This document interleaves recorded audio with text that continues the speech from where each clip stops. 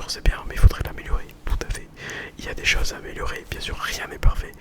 Mais, dans un premier temps, rendons-nous compte de la chance que nous avons. Et après, améliorons afin que notre quotidien et tout ça puisse mieux se porter, tout simplement. Voilà. Donc, déjà, parlons au niveau de la gastronomie. Donc, la gastronomie française est considérée, voilà, comme la meilleure gastronomie du monde. Ça, vous le savez. Vous le savez. Vous savez très bien, nous sommes le pays avec le plus de chefs étoilés, le plus de chefs 3 étoiles. Voilà, la gastronomie est vraiment typiquement française. Les pays du monde entier s'arrachent pour pouvoir goûter à la gastronomie. Nous sommes quand même le pays du vin. Voilà, du vin qui est dégusté dans le monde entier, dans les plus grands restaurants, de fromage également, auxquels nous possédons plus de 1200 sortes de fromages. Voilà, il faut quand même se rendre compte de tout ça. Ensuite, la mode. Ah, donc voilà, comme vous le savez, Paris est considéré comme la capitale de la mode dans le monde entier. La capitale de la mode.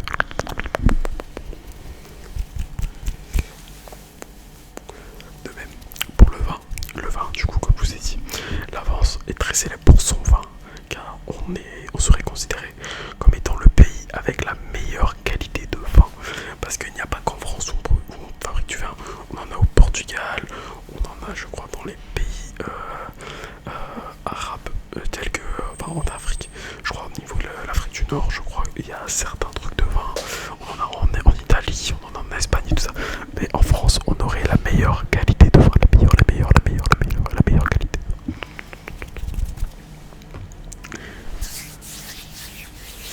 Ensuite, la France est quand même synonyme également de cinéma. Après tout, c'est nous qui avons créé les Palmes d'Or au Festival de Cannes, tout simplement. Et le Festival de Cannes, je crois qu'on en reparlera après, qui est l'un des lieux les plus représentés dans le monde en matière de cinéma. Voilà. Maintenant, parlons de littérature. La France est une tradition, la France a une riche tradition littéraire avec des écrivains. On a Victor Hugo, Marcel Proust, Albert Camus. Déjà, juste ces trois écrivains, et il y en a tellement d'autres, sont étudiés partout dans le monde pour leurs textes, pour la finesse et la richesse de la langue française. Et oui, parce que le français est considéré comme l'une des langues, comme la langue la plus riche du monde. Pas la langue la plus difficile, mais la langue la plus riche du monde. On a un mot pour tout. Même des fois plusieurs mots pour un mot. Maintenant parlons des arts. Voilà. Donc la France est quand même précurseur du mouvement impressionniste en France. Le mouvement de l'impressionnisme est né en France.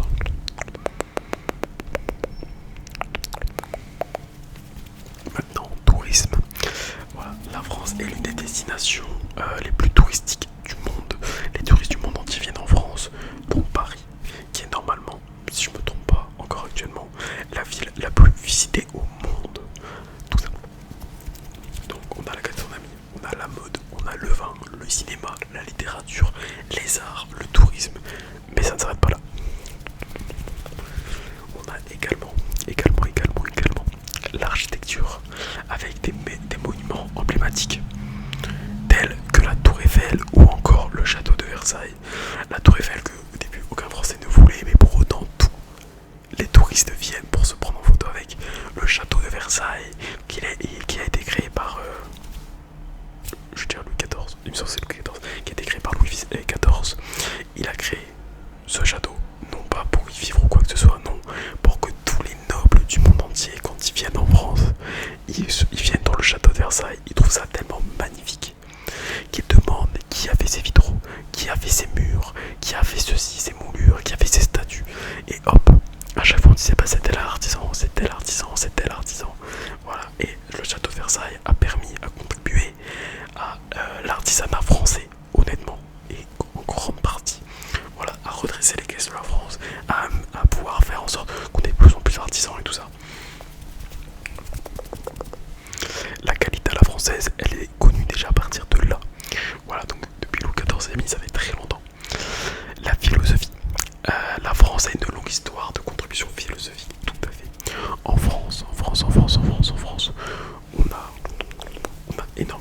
philosophes et on a eu énormément de philosophes.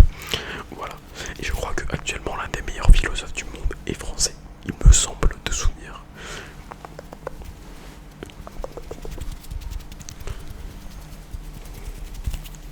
Ensuite, au niveau des sciences, donc en France, nous avons eu quand même des scientifiques tels que Marie Curie, comme Marie Curie, Pasteur, qui ont été des pionniers dans les entreprises, dans les entreprises pharmaceutiques. Voilà, le monde entier se soigne grâce à des molécules, grâce à des médicaments créés par Marie Curie et Pasteur. Voilà, c'est pas pour rien. Les instituts Pasteur sont connus, très connus. Marie Curie est également très connue dans le monde entier. Elle était très connue dans le monde entier, mais son nom est connu, c'est ça que je veux dire. Donc voilà, on est aussi présent du coup à travers la science et à travers tellement de choses. Donc la science était plus tirée vers la médecine là. Donc on a également dans l'industrie de l'aéronautique avec Airbus. Nous sommes également dans les airs. Voilà, Airbus, ce ne sont pas des Boeing, ce ne sont pas ces compagnies américaines, mais Airbus est connu comme étant, fait partie des plus des plus grands fabricants d'avions, tout simplement. Donc, je sais plus si j'avais vu qu'un tiers des avions qui circulaient dans le monde étaient français, étaient d'origine française, tout simplement. Maintenant, on a l'automobile. Donc, la France est le berceau de constructeurs automobiles renommés comme Renault et Peugeot. Renault et Peugeot qui existent depuis très longtemps, qui ont fabriqué les anciennes voitures, pareil avec Citroën et tout ça.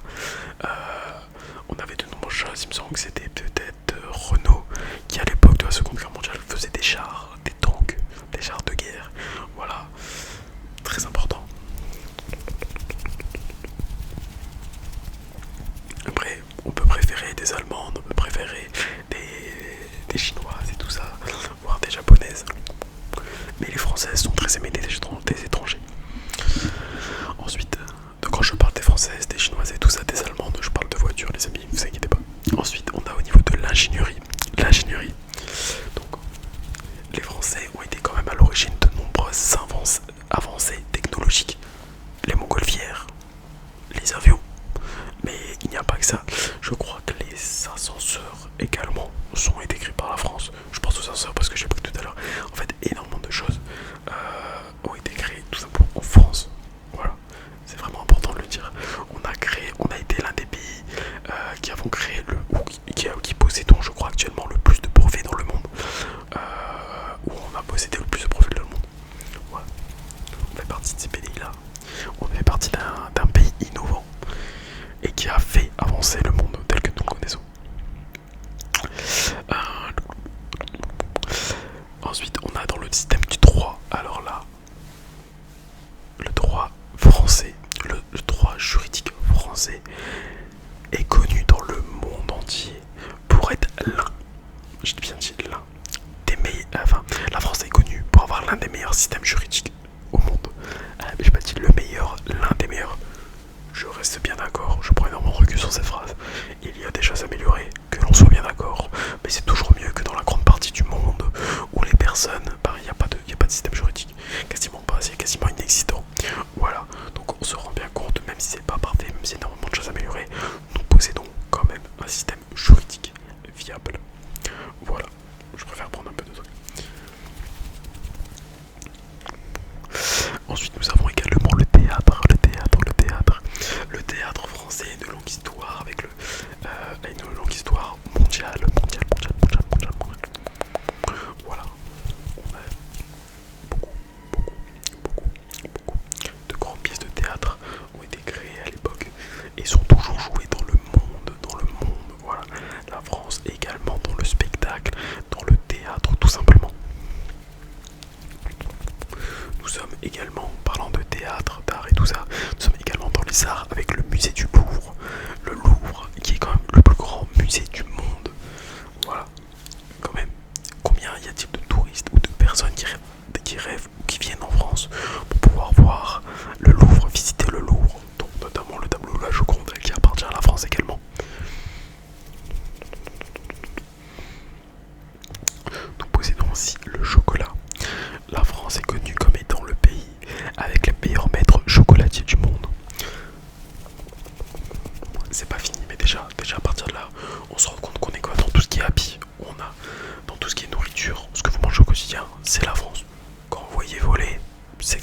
France, si vous prenez le métro, parlons-en, le métro est français aussi. Les trains sont français également. Il y a quoi du coup? On a dit les avancées. Vous prenez des médicaments, c'est grâce à la France. Vraiment là, pour l'instant, sur tout ce que j'ai dit, vous vous rendez compte, l'art, une grosse partie des arts, voilà, est protégé par la France et est en France.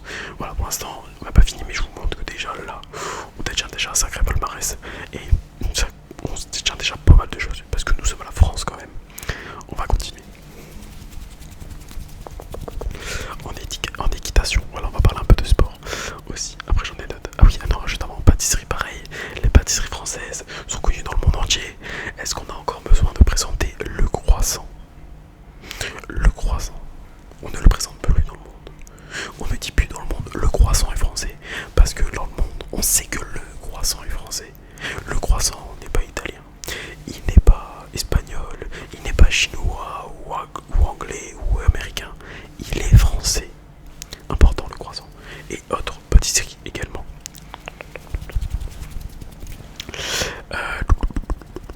Donc la France, donc pareil, en équitation, on a l'une des meilleures équipes. Voilà, la France.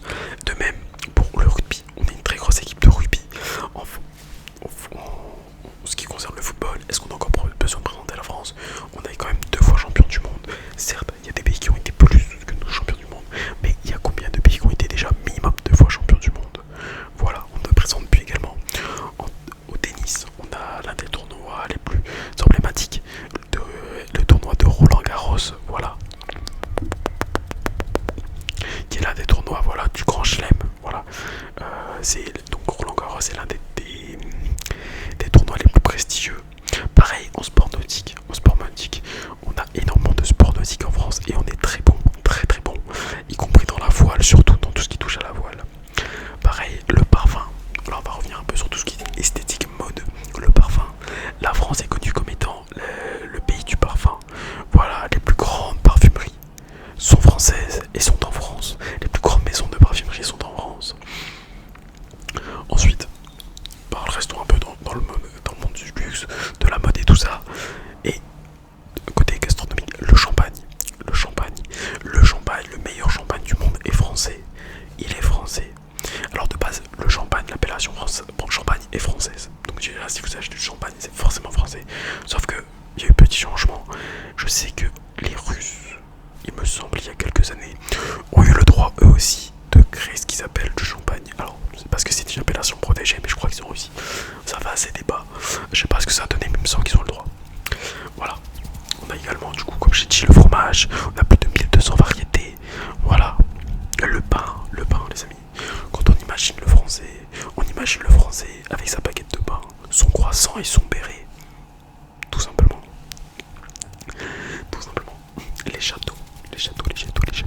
On a des pays avec énormément de châteaux encore. Là, en France, malheureusement, certains de ces châteaux s'abîment avec le temps, tout simplement. Mais voilà, on possède de magnifiques châteaux, à ne pas l'oublier. Comme j'ai dit, les boulangeries. C'est parce que j'ai des notes à côté, mais du coup je vous dis des choses en même temps. Les boulangeries, voilà, les boulangeries françaises n'ont plus à faire à faire leurs preuves. Exemple aux États-Unis, j'ai vu il y a pas longtemps un reportage où tout simplement il y avait un boulanger français qui est venu s'installer aux États-Unis et les Américains sont prêts à se taper 1 heure de route 2 ou 3 fois par semaine le matin juste pour aller chercher des croissants, les amis, et des pains au chocolat quand même. Pain au chocolat ou petit pain, les chocolatines, pas ici s'il vous plaît, ce n'est pas français. Voilà, le parc d'attractions. On a quand même Disneyland Paris qui est l'un des parcs d'attractions les plus visités d'Europe. Voilà, la médecine, en médecine, la France on est connu comme ayant l'un des meilleurs systèmes de santé du monde. Nous avons la sécurité sociale, les amis. En France, tout le monde peut être soigné. Tout le monde, peu importe vos revenus, que l'on soit bien d'accord. Voilà, certes, il y a une grosse crise, il faut pas l'obliger, il faut pas passer à côté. Il y a une grosse crise de la santé en France, c'est vrai. Mais d'abord, comme j'ai dit, on est là pour se rappeler quand même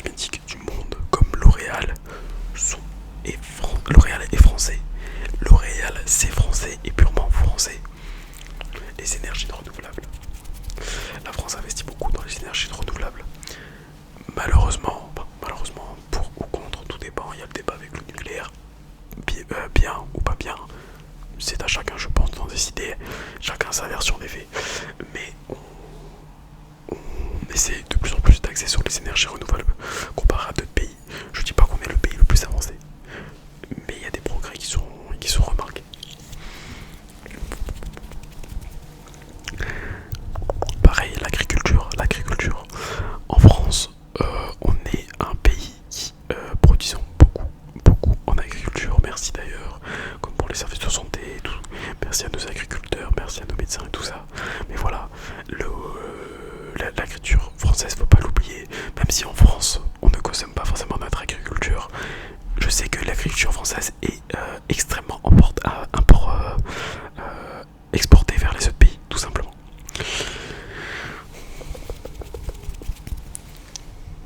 Voilà, pareil, donc pour tout ce qui est dans le mode, dans l'architecture et tout ça, voilà, le design français, comme j'avais vu, le design français est porteur de, comment dire,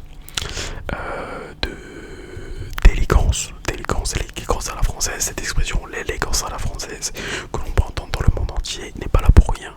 D'élégance et de sophistication, important. Voilà.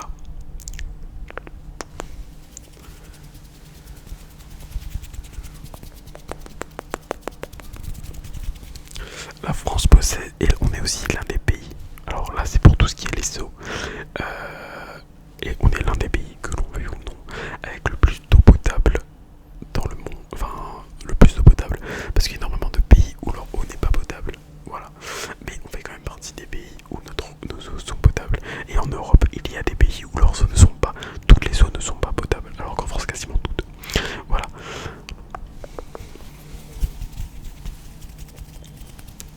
Ensuite, comment parler de la France sans parler de nos relations internationales? Les gens nous critiquent beaucoup la France, parce que la France, on dit souvent que la France se mêle de tout et de tous les conflits dans le monde.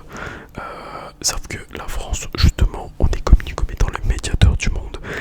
Tous les pays, quand il y a des conflits, aiment avoir notre avis, aiment avoir les avis de la France, parce que nous sommes la France. Voilà, parce qu'on est l'un des pays avec les plus grandes histoires. Voire le pays avec la plus grande histoire, à débattre avec la Chine évidemment, je crois. Non, je crois que c'est la France. Peut-être l'Égypte, je me trompe peut-être, c'est peut-être l'Égypte. Bref, on se bat là-dessus. Avec la France et l'Égypte, il me semble. Voilà, donc, puis même géopolitiquement géopolitiquement, la France a une grande place dans le monde. Pareil, au niveau de tout ce qui touche les océans, peut-être que vous ne le savez pas, mais la France est le pays avec le plus de bordures maritimes et le plus de territoires marins dans le monde. Et là, j'entends déjà les gens qui disent qu'est-ce qu'il raconte, il dit n'importe quoi. Et non, pas du tout. Peut-être que la métropole est un petit peu entourée d'eau au niveau de l'ouest et du sud. Voilà, avec l'Atlantique et la Méditerranée. Mais il faut pas oublier toutes nos îles partout dans le monde. Voilà, que ce soit Saint-Pierre-et-Miquelon, Mayotte, ouais, la Polynésie française et tellement d'autres îles, la Guadeloupe et tout ça. Tout simplement, voilà. Avec toutes ces îles réunies, selon les règles maritimes, on est le pays avec le plus de surface maritime du monde. Devant les États-Unis et devant la Chine surtout. Pareil, la démocratie. La France est l'un des premiers pays à avoir, à avoir instauré la démocratie dans le monde. On est l'un des pays précurseurs. Voilà.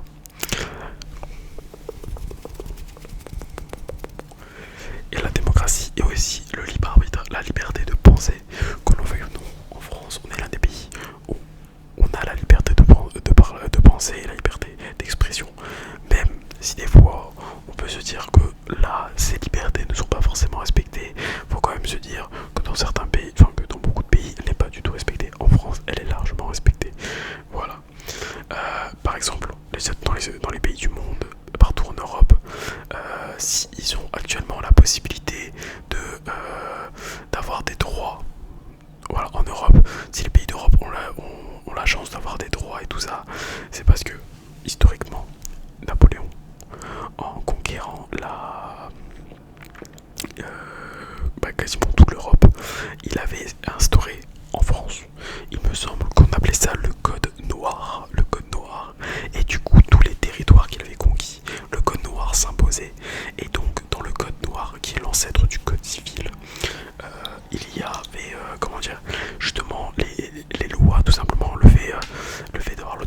parler, de s'exprimer, tout ça.